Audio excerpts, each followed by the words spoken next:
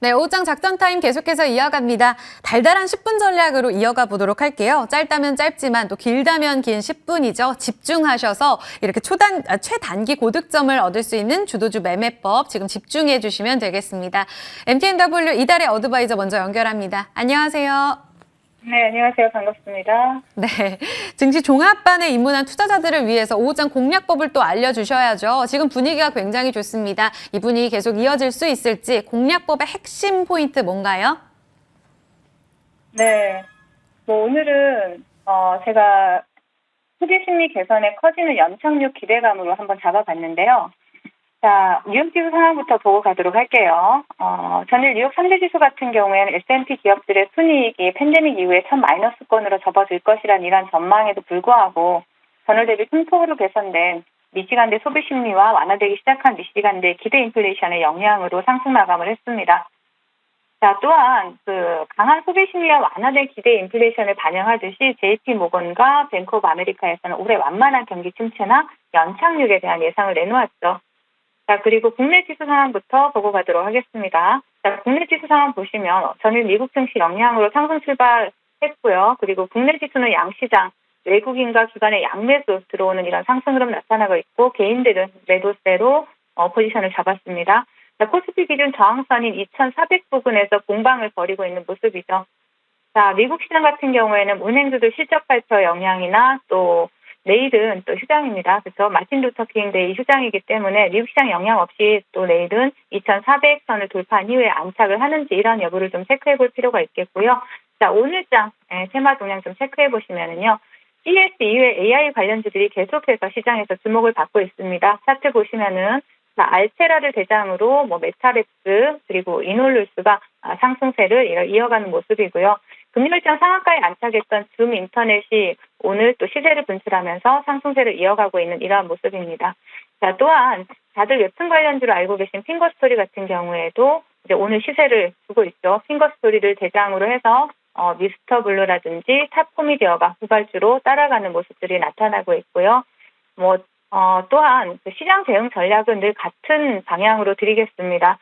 지난주에 발표된 미국 은행주들의 실적 관련 이슈 중에 주목할 만한 부분도 물론 있지만 일단은 최근 시장은 특별한 이벤트가 나오기 전까지는 횡보나 박스권 흐름을 이어갈 가능성이 높습니다. 지수의 흐름은 역금융 장세에서 벗어나 전형적인 역실적 장세의 모습을 나타내고 있기 때문이죠.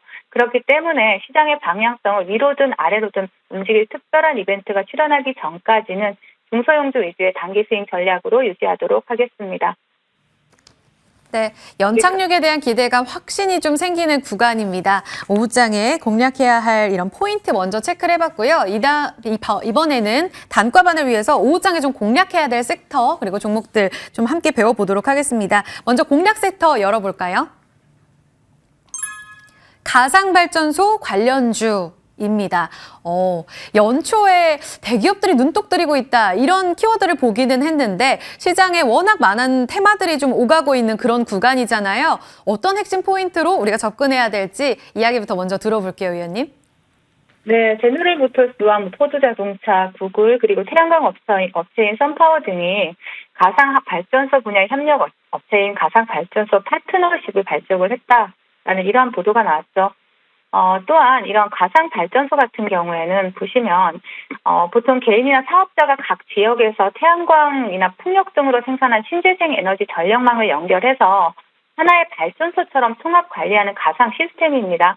미래 에너지 관리 기술로 주목을 받고 있죠. 쉽게 설명드리면 가상 발전소는 지금과 같이 대형 발전소에서 생산한 전기를 송배전 설비를 따라서 수백 킬로까지 이동하는 것이 아니라요. 각각 분산된 시스템 내에서 자체적으로 전기를 생산하고 또 잉여 전기는 전력 거래 시장에 팔고 부족한 부분은 사오고 하는 이러한 개념이라고 보시면 되시죠. 그래서 결국 사람이 거주하는 곳과 가까운 지역에 다양한 발전원이 필요하고 또 그 분산 시스템 내에서 어떻게 전기가 순환하는지, 잉여 전기는 얼마인지, 또 부족한 곳은 어디인지를 지속적으로 모니터링을 해야 되고요.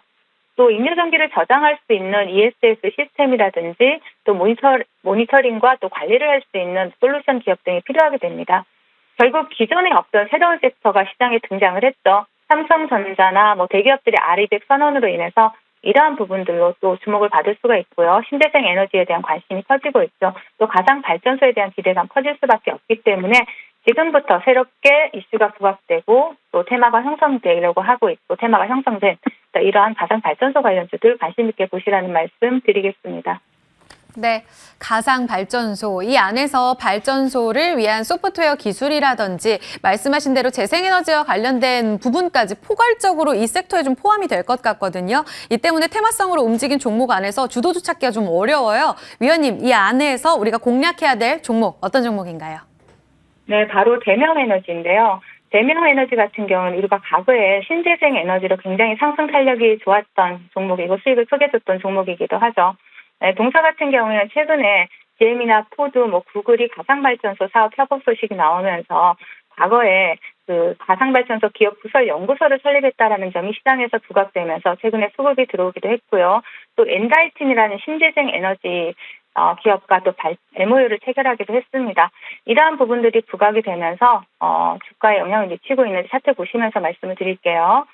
차트 보시면 대명에너지는 그동안 하락세를 지속해 오다가 바닥권에서 수급이 들어오면서 시세를 분출하기 위한 시도를 하고 있다라고 보여지기 때문에 지금 시장 분할 매수로 접근하시면 되겠고요. 그리고 목표가 26,000원 일단 1차 목표가 드리도록 하겠고요. 그리고 손절가는 하단에 18,000원 드릴 테니까 분할 매수로 접근하시기 바라겠습니다. 네, 매수가는 현재 구간 접근 가능합니다. 그리고 대명에너지 26,000원까지 보자 말씀을 하셨어요. 얼마 남지 않은 구간 안에서 지금 접근해서 좀 단기로 챙길 수 있는 전략 주신 것 같아요. 손절 라인은 18,000원까지 해서 대명에너지 계속해서 공략해 보겠습니다.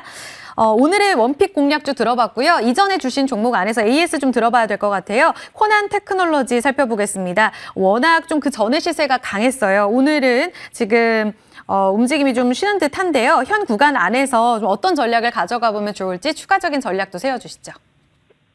네.